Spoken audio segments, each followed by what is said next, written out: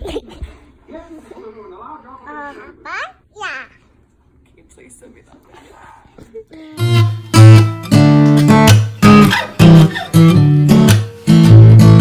You got a friend in me.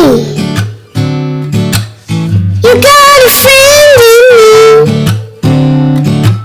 You got troubles, I got them too. There isn't anything I wouldn't do for you. Hey, it's me, Smile McGee, and these past few days have been a mix of overdoing it, loving life when I overdo it, and then dying afterwards. We took the girls to the pool, which was a blast, and just a really needed mind break. And I was able to go to church on Sunday, which is really great. But all these thoughts of medical would hop into my head, and I have to admit, I've spent late hours into the night reading diagnostic journals. Homework for the School of Hard Knocks is pretty hardcore. I may have spent 2 hours looking in medical journals, trying to understand the blood tests that have been scaring me. I mean, there's a lot of blood tests that are off, but there's like a few in particular. They're kind of like a red flag blood test, and I hate a cliffhanger, so I've been trying to figure it out. And when I think I have a better understanding, I read another diagnostic journal that completely ruins that understanding. But I learned the Benz-Jones protein is named after the doctor who discovered it after testing on a patient and seeing that there's a weird protein in his urine. And after his patient died, he examined the patient's chest cavity. He did an autopsy and found random little breaks and cracks in the cavity. And he was one of the first doctors to diagnose multiple myeloma. So yeah, lots of fun when you have that protein in your urine. I guess it can be a sign of major hematological problems, but you don't really know what's up, I guess, until you do a bone marrow biopsy, which was absolutely horrid the last time I got one. But I'd rather just know what those test results mean, because look at my eyes. And with how I feel, something new is going on. And just so many of my blood tests were so weird. But I'm not cool enough to figure them all out. And the hospital doctor just doesn't call you and let you know what your test results mean.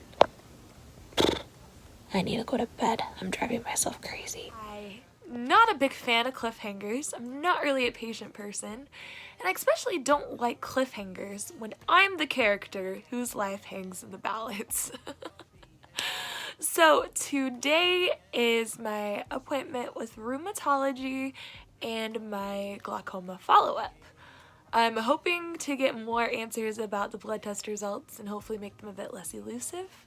I don't think they are the best in the whole world, and my bet is that after Friday I'm gonna need another bone marrow biopsy, but it's the not knowing thing that's really kicking my butt. And then with the glaucoma follow-up, when I had the initial eye appointment, that I thought was just going to be an eye appointment because my eyes were swollen, that ended up being a 9-day admission. My pressures were borderline high, and I think your pressures would be borderline high when your eyes look like you got punched in the face. But the hope is today everything eye related is just stable as heck, and it's just not an additional broken piece. So now we drive 3 hours for the appointment, and hopefully we get to stop by one of my favorite places beforehand. Take some sunflower pics before we hit the road. I've been going through major photography withdrawal, and hopefully my life is full of more photo shoots soon. You in the dark, you should know you're beautiful just the way you are. You don't have to change a thing, the world could change its heart. No skies, say you're beautiful, we're stars and we're beautiful. Oh, oh, oh. You don't have to change a thing, the world could change its heart. No skies, say you're beautiful,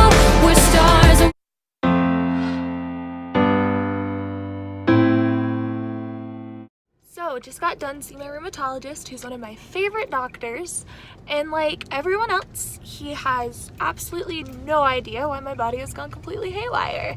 He is sending me to immunology to look into all the low immune globulin levels, and he thinks they may want to treat me with IVIG.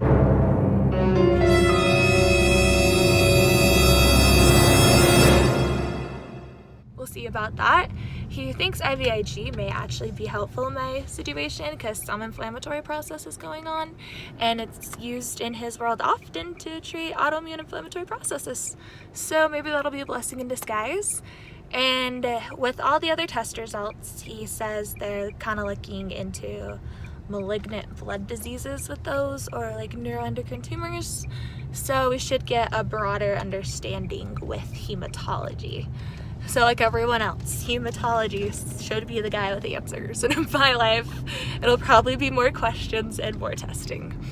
But we will see how that goes. He's also scheduling another ultrasound for these sausages I now call fingers.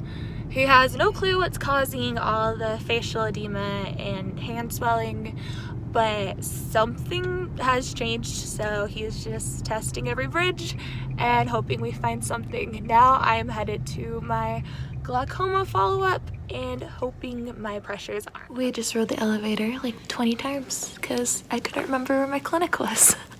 I'm winning today. I didn't believe my mom, but she was right. Moms are always right, and it's kind of annoying. It's kind of annoying when they don't listen. You have some weird people sitting next to you. You think how did I get this sitting next to you? So, just finished my glaucoma appointment, and it was weirdly kind of a day maker. Like, I got to hear a lot of people's stories, which I love. Like, my dream life, I would just get to go, like, well, I want to be a child life specialist, but if not, like, if that doesn't work, I'd love to just go interview people and hear their stories and take pictures and, like, travel the world. Like, if I could meet new people every day, that'd be my dream life. I got to hear about my tech's wedding and get to see her super cute dress and learn about how she met her fiance. And I met this really, really cool girl who's also a sick chick. Like, hearing her story, holy crap, that girl, like, warrior. So I got to meet her and talk with her family and get her hooked up on Sick Chicks, which was awesome. And yeah, if you are a chronically ill girl, check out Sick Chicks, life-changing. Anyway, they did a retina scan to make sure plaquenil isn't destroying my eyes, and another sort of optic nerve scan because my optic nerves are crap. But they are stable, and my pressure is, drumroll, 13, which is the best they've been in a while. Last time they were borderline high, so I was like, oh, they better not be high today. But they were perfect, and my imperfect eyes are as perfect as they can imperfectly be. So that was definitely good to hear. My glaucoma doc doesn't think there is an eye issue. We'll use simple words. He doesn't think there is an eye issue that's causing everything, but he thinks the big thing is causing the swelling with my eyes. So he just recommends to move forward with the appointments, and I'm just grateful one part of me is stable. So we are gonna go celebrate and get some food because I'm having a better nausea day. Our home, it's 11 o'clock at night. I have absolutely no spoons left, but I was able to get some shopping I really need to get done, and successful day. Starting today, I was dumbly really nervous to go back to the hospital after that admission. As I told you guys before, like, being sick is hard physically, but there's a whole mind game aspect to it too, and I've always been afraid of my body, but this last admission and this health decrease has kind of shown me what my body is capable of when it comes to utter destruction, and it's terrifying. Life has just been hard lately. Like, we were telling the rheumatologist everything that's been going on, and he's like, I'm like, we might be cursed, and he just bust up laughing. He's like, yeah, you guys may not need a doctor and maybe just need a priest. It was pretty funny. It's, with my health, it always seems like a dinged if I do, dinged if I don't situation. Some meds that are great for my joints suck for my stomach. Some meds that are great for my joints suck for my heart, vice versa. And I don't know what to do when it comes to all of it.